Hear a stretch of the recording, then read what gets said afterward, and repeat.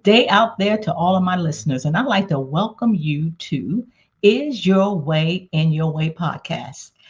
Actually, for my new listeners out there, and I know I have some, I always do, but that's the name of my book, Is Your Way in Your Way. And it's a self discovery guide for women on how to restore yourself, learn from your experiences, and be your true self again. This podcast is for individuals who I call stuck. You're kind of in your way because a lot of limiting beliefs we have, self-imposed barriers, imposter syndrome, self sabotage, just a multitude of things. And you've been wanting to write this book. You've been wanting to start a podcast. You want to start a business. You want to get a new job. It's just so many things. Get out of a toxic relationship. Just so much stuff that's rolling in your head, ruminating that it is that you want to do, but yet you're stuck. You're in your way. So we talk about topics related to what I call self-improvement, personal development. And also, my prayer is also that when somebody listens to this podcast, whatever has had you stuck, you will get unstuck by something that you've heard. And today, I'm just super excited about my guest today. And I say that because I get it, because I was where she was. And the name of the podcast is The Power of the Pause. Breaking free from high functioning anxiety. Let me bring her back out to the orange room.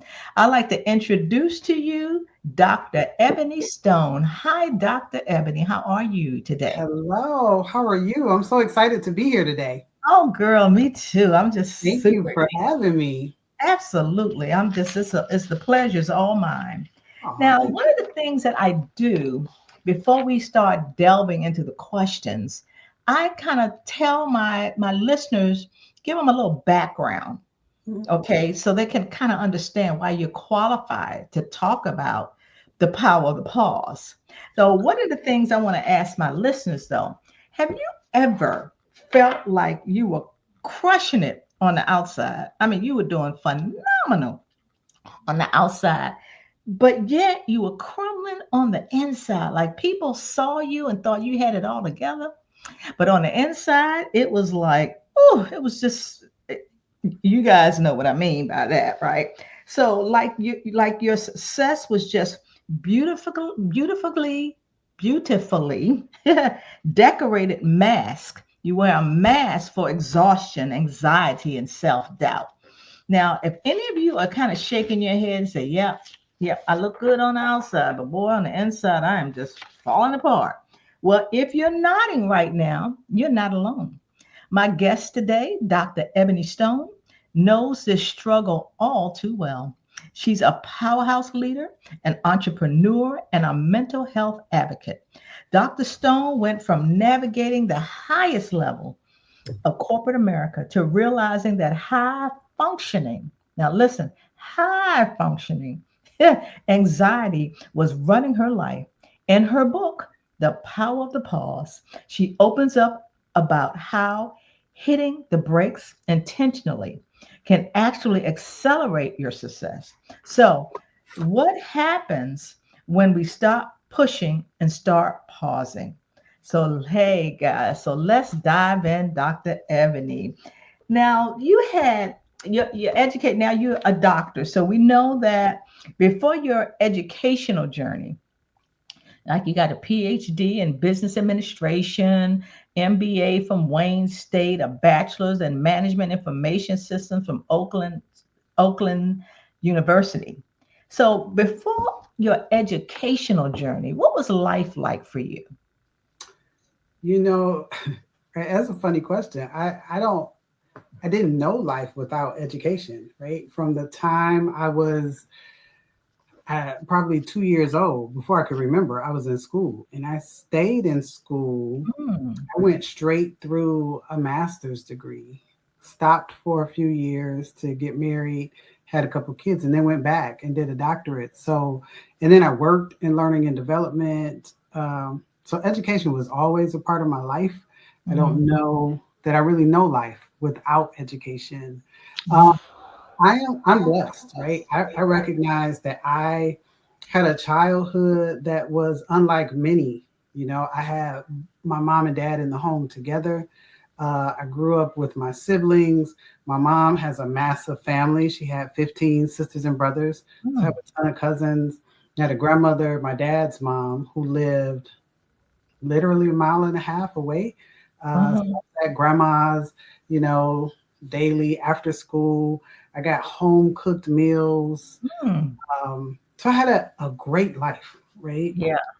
By any standard. I went to some of the best schools in the city. I'm from Detroit. I went to, some of the best schools in the city. So I had a great life. But with that life also came a lot of pressure, right? You're given Mm. these privileges of going to these schools, having these things. There's an expectation of Mhm. performance. And even if that expectation is not verbal, even if it's not coming from parents, the world is telling Mhm. you, you need to perform. Like you have no reason not to be at the Mm. top of every single list. Mm. And even if the world didn't tell me that, that's how I internalized. Okay. Like I had been given all of these things. So I needed to perform, to Mm. show, to be my ancestors' wildest dreams, right? I had to Wow. be at the Okay. top of every list. And so I had a great life, but I Okay. to constantly stay, I think I attached my identity to the smart girl. Oh. When you Okay. ask about education, Mhm. always a part of my life. Okay. Well, let me ask you then. What were your dreams and aspirations, except like going to school? Yep. I my honest to God, my dream was to get married and have a family and have a legacy. Mm. When it came to work, I didn't really care. Like I went to school and I got a job. I mean, I got a degree in information systems because I was good at math, right? I was good at Okay. working with the computers. But my dream in life really was to continue the legacy that my parents had started. Family was extremely important to me. I wanted to help other people. Mhm. And at one point, I believed, I shouldn't say I believed, at one point, I was like, hey, I know I want to be the executive, right? On the highest levels. That's what I Okay. said to myself. But I wasn't super clear with myself. It wasn't like, oh, in this industry doing this thing. Yeah. It was just kind of like, that's the next step. That's the Mhm. expectation to be at the top of the list. And so that's what I Yeah. went after. Yeah. And I did both simultaneously. I got married to an amazing man. I have three beautiful children. We are still married. Our children are still together. And so that dream, I'm living that dream. Wow. And I also rose to the highest ranks of corporate. So I was Mm. able to do those things as well. And now I get to spend my time helping others. Wow. So when I think about my dreams, I can say that my dreams have come true, but it Mm. was not without challenge at all. Yes. Wow. So that's interesting when you said the expectations that it sounded like you had of yourself, basically because look at your family. It was family oriented. Your parents are still together. You were always in school. Education seemed like it was key. It was Yeah. important.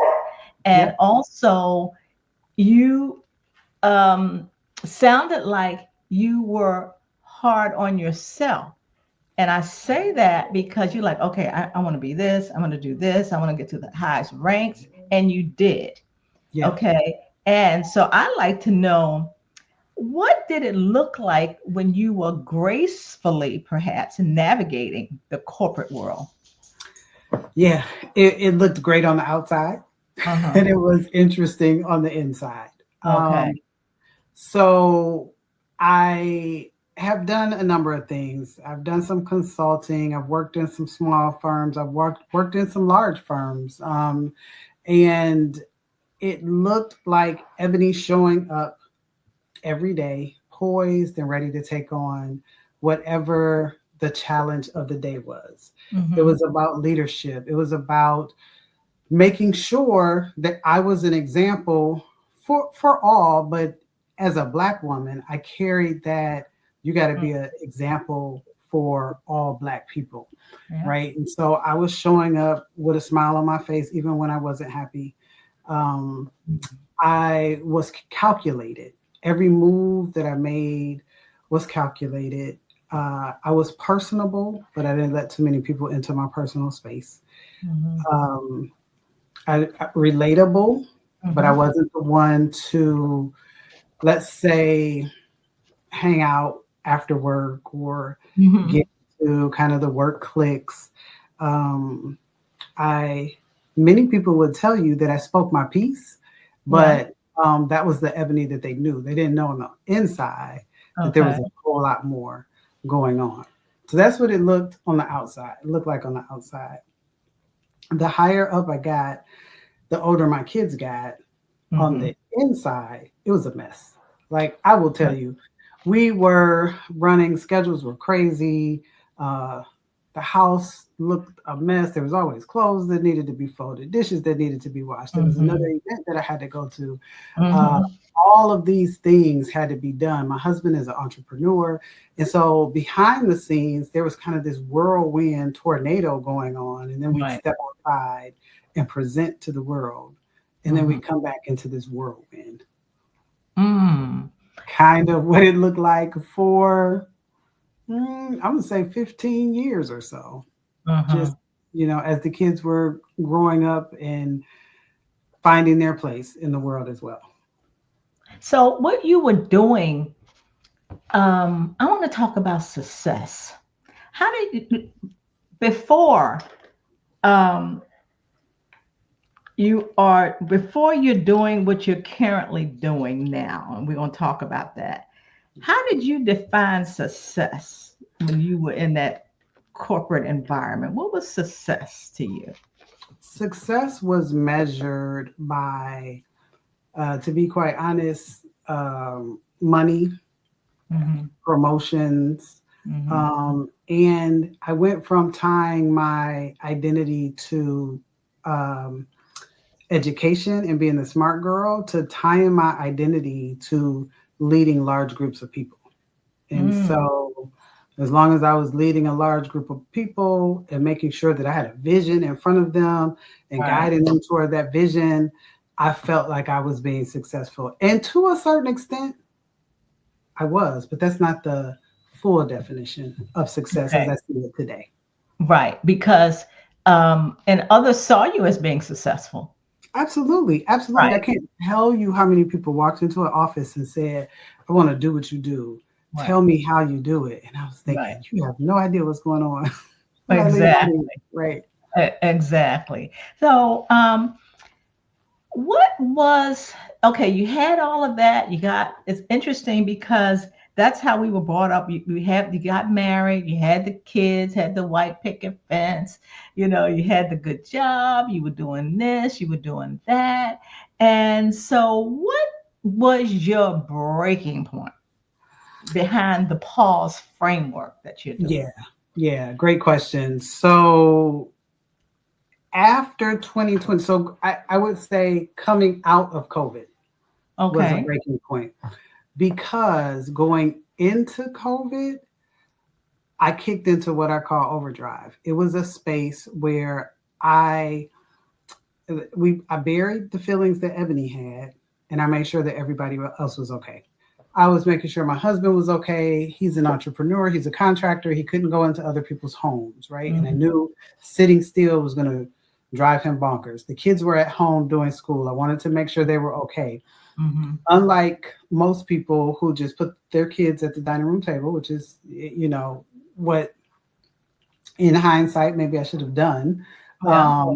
Nope, I emptied my dining room. I turned it into a schoolroom. They had desks Oh, and bean bags and whiteboards okay. and all of the things. And I was taking care of mom who couldn't be out and about. And I was making sure that my team was okay. I was checking on the people, my direct reports every day. I had a meeting every single morning, cameras on, just so I could look at my staff. Yeah. And in hindsight, I was creating more chaos. But for me, it felt like I was controlling everything. And so coming out of that and easing back into the workplace, I was trying to make sure everybody was okay as they were coming back into the office and all of those things. And once all of that stopped, I found myself in a space where now all of these emotions could come to the surface. Now you had gone back to work. Yep, COVID was over. COVID was over. Okay. Back All to right. work. Mm-hmm. Things were supposedly back to normal, but Mm-hmm. we can only bury feelings for so long.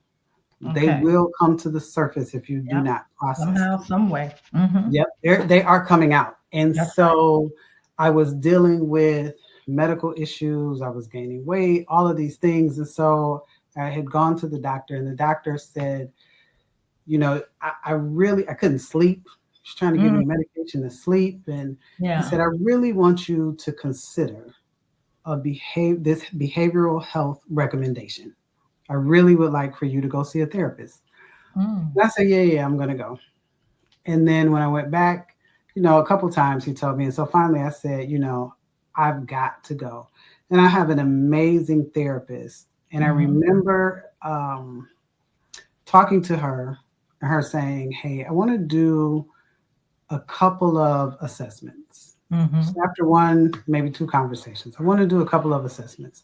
I really want to do an anxiety assessment, Mm, and I'd like to do a depression assessment. And I was thinking, all right, I'm sure yeah. I'm anxious, I'm wound up or whatever. Yeah. So it took Mm-hmm. us a few sessions to get through the assessments. And the funny thing was, I was sitting in my car Mm-hmm. doing my therapy sessions because there was nowhere else I could go. Nowhere else was quiet. There was nowhere else I Right. could go. Okay. And So your sessions were virtual? they were virtual. Yep. Okay. Mm-hmm. Was sitting in the car behind my house, and I remember so clearly her saying, uh, Mrs. Stone, you've been operating in a deficit so long, you don't even realize that's what's happening. Mm, And something about her saying that mm-hmm. I think that was the moment that it all came crashing down on me.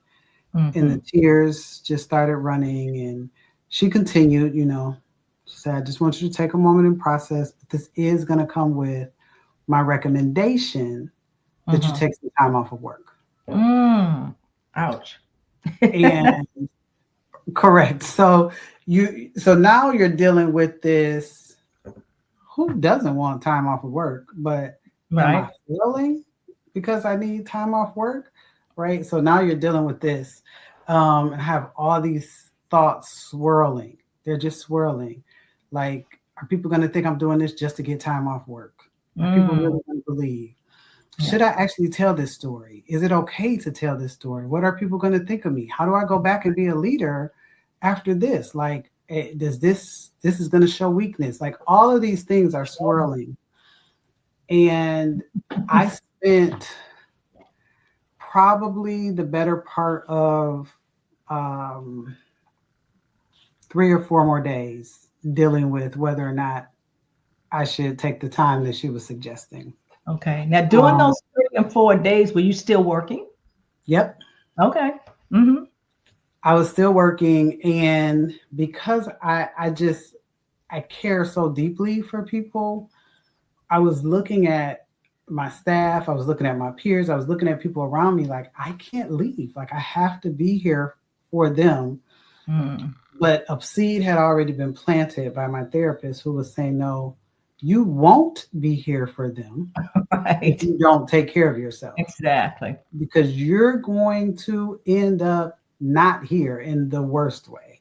And my Mm-hmm. doctor has said the same thing. He said, listen, you're on the path to a heart attack, a stroke, something Mm-hmm. you have got to stop. And so Mm-hmm. those things combined are what caused me to just finally say, okay, I'm going to take the time that I need. I'm going to listen to these professionals. They were put in my life for a reason, and I'm Right. going to listen to them. Right. And so that's when I took the time off work. Okay. Now, let me ask you, because I have a lot of listeners who are looking real good on the outside, but on the inside, they know they should be making a change. And, all the stereotypical, let's talk about mental health, mental illness, and all of that. Mhm. And we don't do it for fear of what people may think of us. We don't want to tell the truth, so to speak. We like, I'm sick, or I got this, or whatever. What did you tell your boss when it was time for you to take a rest? to pause. Yep, nothing. That my healthcare team suggested that I take time off work and they will Okay. be sending paperwork for me to leave. Okay. And any questions asked, or what do you think they thought of that when you said that to them?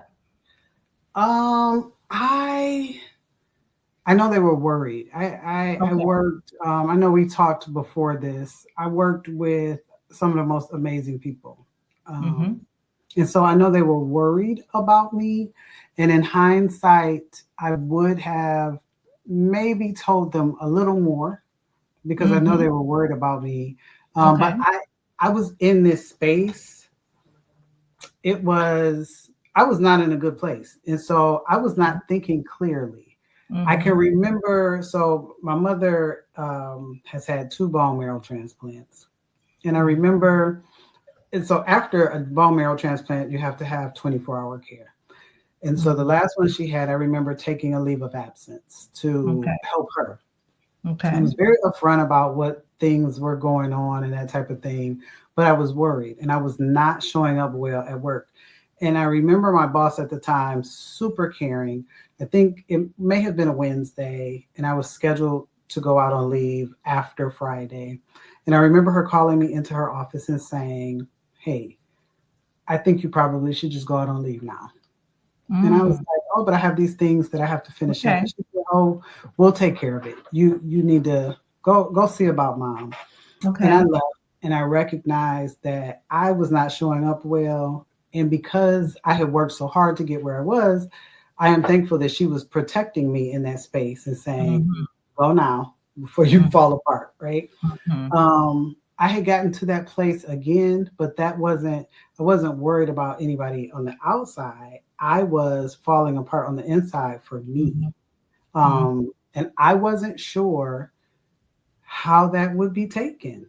Right. Right. Yep. Um, and so I was also very well versed in human resources. I have, my MBA has a focus in organizational behavior, human resources. And so I knew once I did certain things, what would trigger, Right. um, That's right. yeah, and how to handle it. So emotionally, um, I don't know that I handled it well, but professionally, I handled it by the book. Everything was Okay. done Right. perfectly by Yeah. the book. Yeah. Yeah. Yeah. And I asked that because, you know, yeah, jobs are important, careers and all of that. But what I do know, people sacrifice their health for the Yes. job. Yes. And you don't know what people are thinking. You don't know, oh, they can't do that job, or will you have that job when you come back? Until it gets to a point like, you know what, if I don't stop this, I'm not going to be here anyway.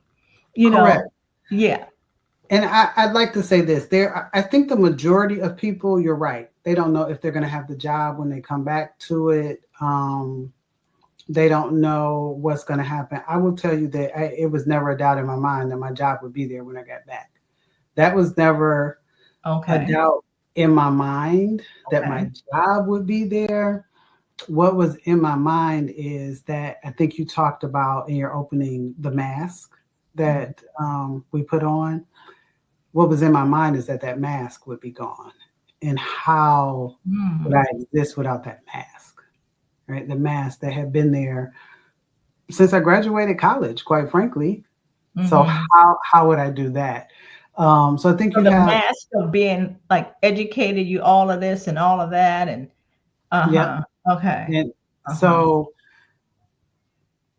how, yeah, you're all of this. You're that girl, That's right. and that girl has problems, right? Right. And I hesitated to share my story. I'm so thankful for a therapist who pushed me to share Mhm. my story, Mhm. and I did because so many people relate to it. Mhm. And my husband said to me, "Babe, I don't want that to be your story. I don't want your story to be about a 6-month period in your life." And I Mm. said, if people decide that the sum of Ebony is 6 months in which I was caring for myself, and they see that as a bad thing, then those aren't the people that I need in my life anyway. Okay. Those aren't the people that that I want to be a part of. Those aren't the people that I want to help, But I do recognize that there are those people that are going to think differently of me for Right. sharing my story. That's right. That's right. So you were out for how long? Initially, I was out for 3 months, and Okay. then it was extended for another 3 months. And during that time, I realized that the healing process had began. Um, I realized how free I was. I realized I was sleeping again. Mm-hmm. I lost probably 15 pounds. Mm-hmm. The difference in my blood pressure from the first time my Mm-hmm. doctor made the recommendation for me to go to therapy to probably 4 or 5 months into the leave, the difference was astronomical. Like blood pressure came way down. Yeah. I realized that I needed to care for me. And so during that time, I made the decision to make some shifts.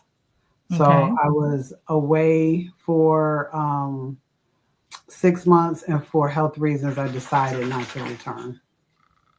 Not to return. Mhm. Okay. Okay. Let's talk about um how was that journey to the power of the pause? Because see, being off or away for 6 months, it had to be a journey. Oh, for sure. Yeah, and I'm asking that because we have listeners that are like you were burnt out. I just if it's kind of like they used to say, when things are so rough, you come home and kick the dog. You Yeah. know, you're hollering at Yeah. the kids, hollering at the husband. You Yes. know, you're not in a good place, but people say, I got to work. What can I do? What can I do? So talk to them about the journey. What was the Yes. journey like, and the power of the pause? And we're going to talk about that pause in a minute. Yes. So let me first say this.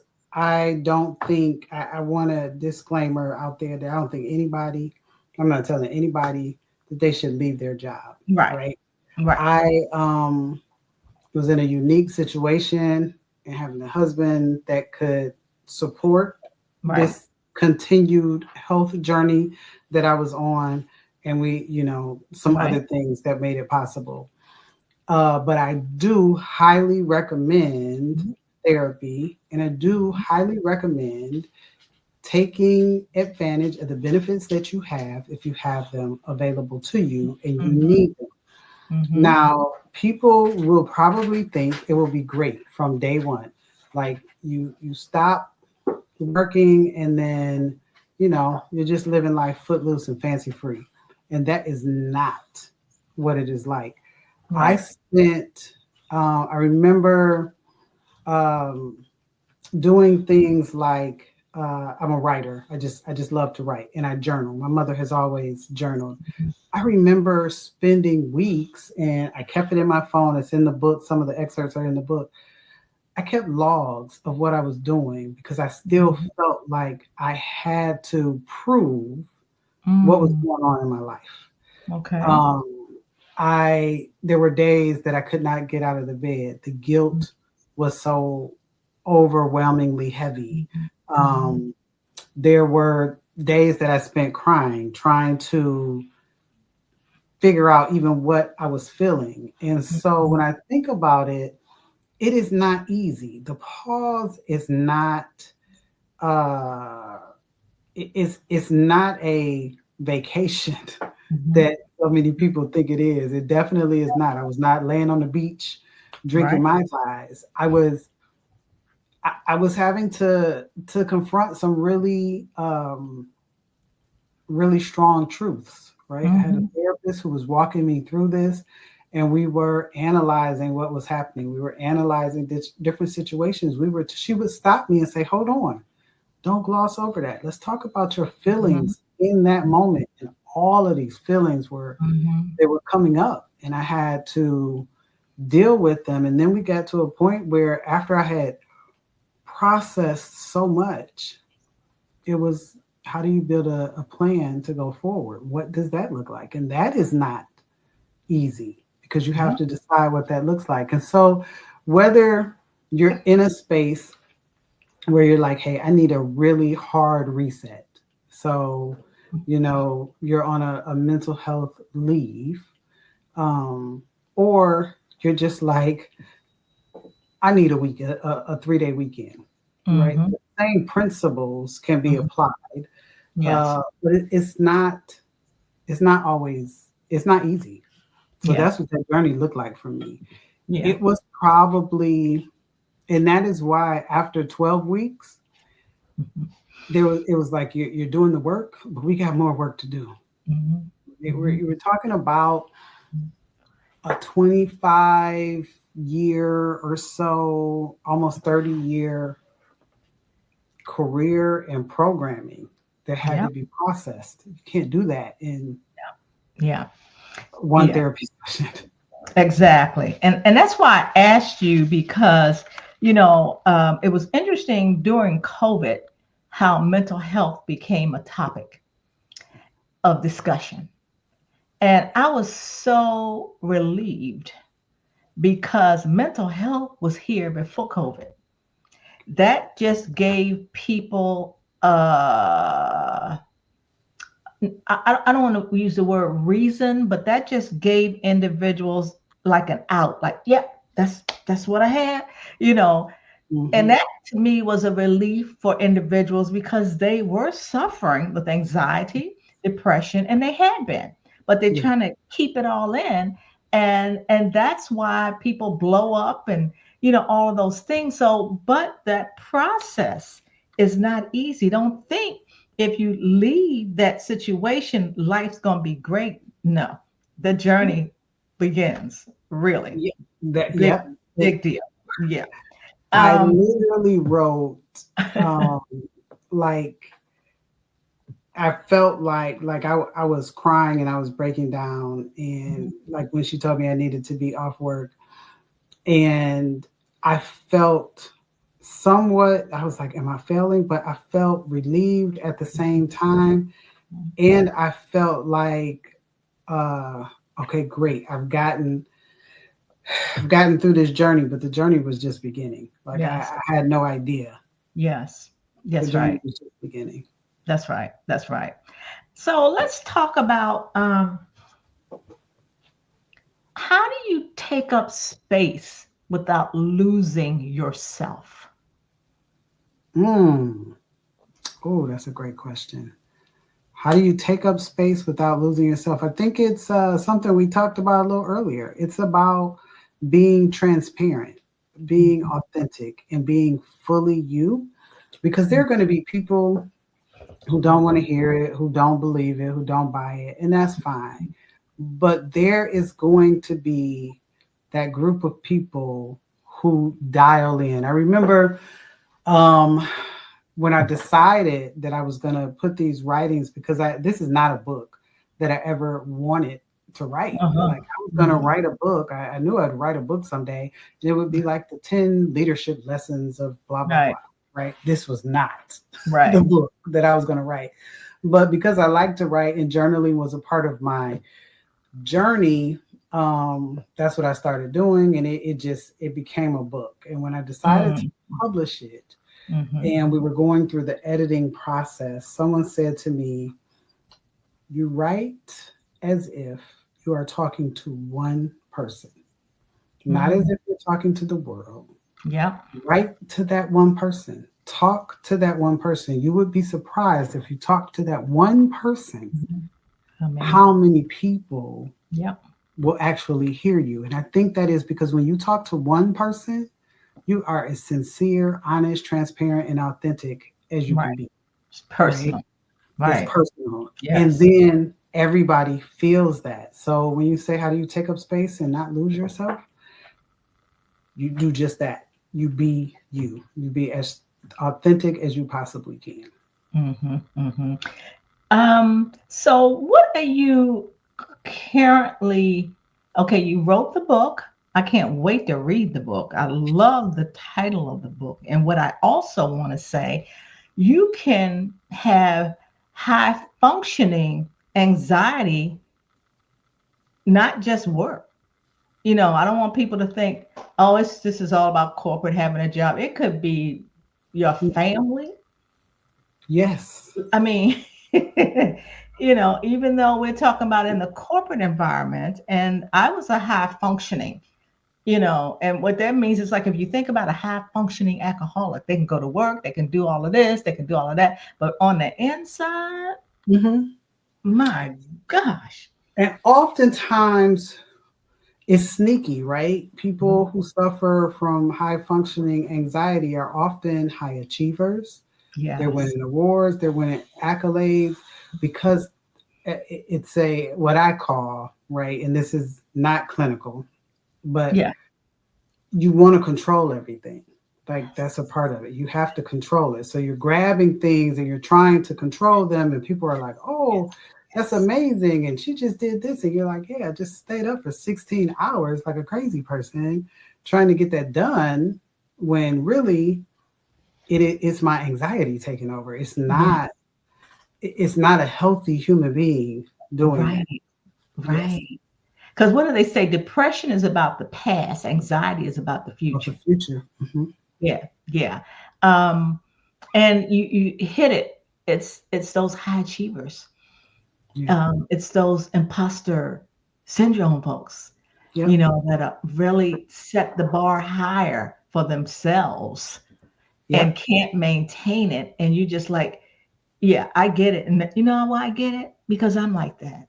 You know why I get it? Because I've experienced that. I, Yes. I get it because on my corporate job, I was there for 30 plus years and I was a wreck. You look good Mhm. on the outside, but on the inside, I was just a wreck. And no, I didn't want to tell anybody I needed time off, Right. because I was in an environment that, oh, really?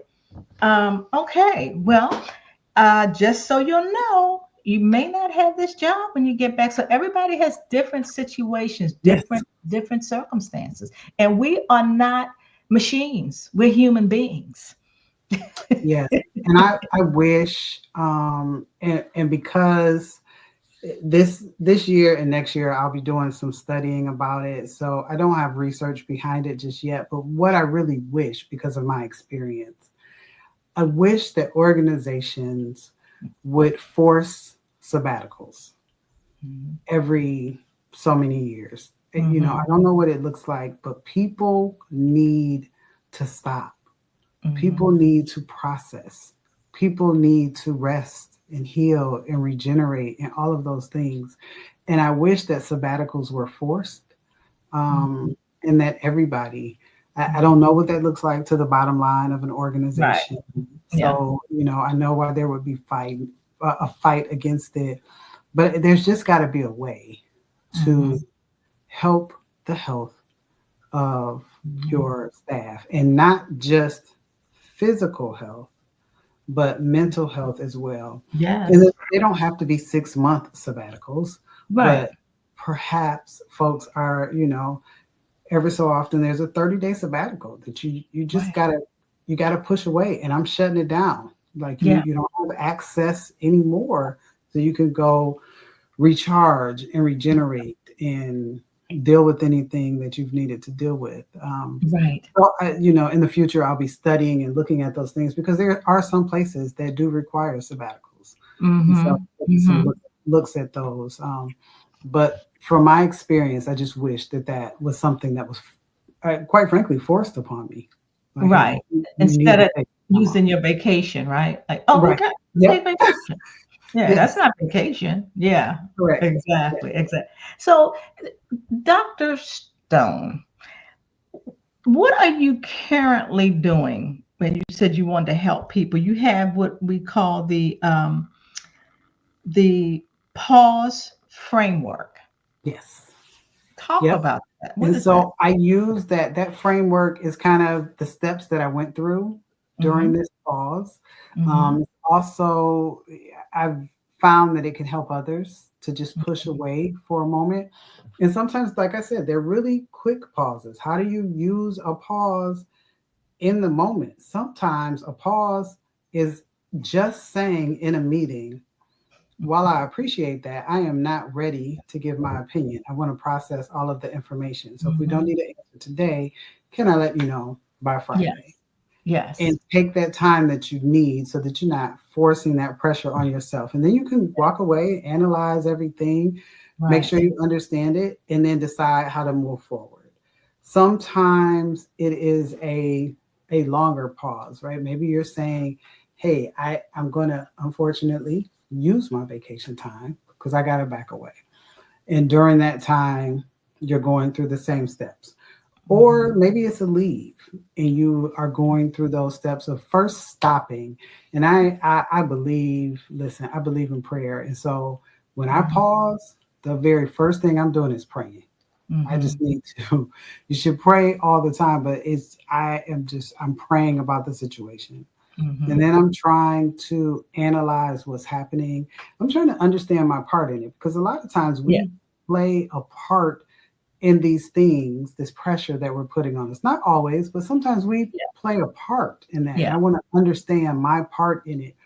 Um, I will give you an example. Okay. I had someone provide a service for me. And at the end of that service, it was actually absolutely beautiful. The product was amazing. But I needed some changes to it a couple years later. And I asked and wasn't getting responses. I wasn't like the whole thing. It was just bad. And so I was going to have to pay again for that same service Okay. just to get a tweak in it, which was very frustrating for me. Um, and I did. I ended up paying again and everything worked out. But then I had to ask myself, what part did you play in that? Well, I had seen this person's product before. And so Yeah. I just wanted it because it was beautiful. But the Okay. person who got it said, hey, I'll give you the number, but I can tell you service ain't great. Right. Okay. During the first rodeo, so to speak, the service was not great. Mm-hmm. So when I went back, I don't know why I expected anything different. Right. Right. So I have to, it was an expensive lesson, but I have to also understand for myself what part I played. It doesn't make them right, but I have to Right. understand what part I played in putting myself in that situation. Just a simple example. And so, how do I help people with that? I do coaching. I've done coaching for years, Mm-hmm. corporately and personally. I focus specifically on Black women in the Mm-hmm. corporate world and helping them climb the ladder. We use the PAWS framework to do that.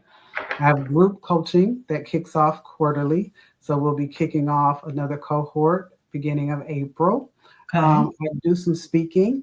And then Uh-huh. I also do some workshops and consulting to help in the same framework. How do you insert these intentional pauses uh, to help you continue to move forward? Also, how do you define? You asked me a question, which is an amazing question. I also help people define what does success look like to you? Mm-hmm. Because Yes. success is different for everybody. And so once you define what success looks like for you, there's a freedom in it. There it is. Yes. It's an amazing freedom in it. Instead of chasing the dream that the world has for you, is what we talked about before the show started. It's Mm-hmm. about making sure you're completing the task that God Mm-hmm. has. Exactly. And Exactly. there's a freedom in that that is just different Mm-hmm. than the Mm-hmm. success as defined by the world. That's good. That's good. How can people get in touch with you? Oh, yeah, great. People can, my website is just drebonystone.com. Mm-hmm. And I'm on all the socials, Facebook, Instagram, playing with TikTok now. That's interesting. Mm-hmm. TikTok, Mm-hmm. and then mostly on LinkedIn. And all of the handles are Dr. Ebony Stone. Okay. So I'm in all of those places. And then the book is on my website, but it's also available as an audio book and anywhere that you buy books online. Okay. Is the audiobook's voice yours? It is. Oh, good. I love those. I love Yeah. those. That Yeah. was a great learning experience. Yep. Yes. It sure was. Mine too. But nobody Yeah. could tell my story like me. No. Mm-mm. Not at all. Not a doubt. Um, I remember that was interesting though. I remember just reading and reading, and the girl stops me, the engineer, and she said, "Hey, you got to take a break." And I Right. said, "Well, okay. Well, what time do we start tomorrow?" She said, "No, no, no, not tomorrow. Your voice needs a break." Yeah. It's nothing I've ever done before. I didn't know. I said, Right. "Oh, okay. Well, tell me when to come." Come back. Exactly. So Yeah. yeah, Yeah. Yeah. Yeah.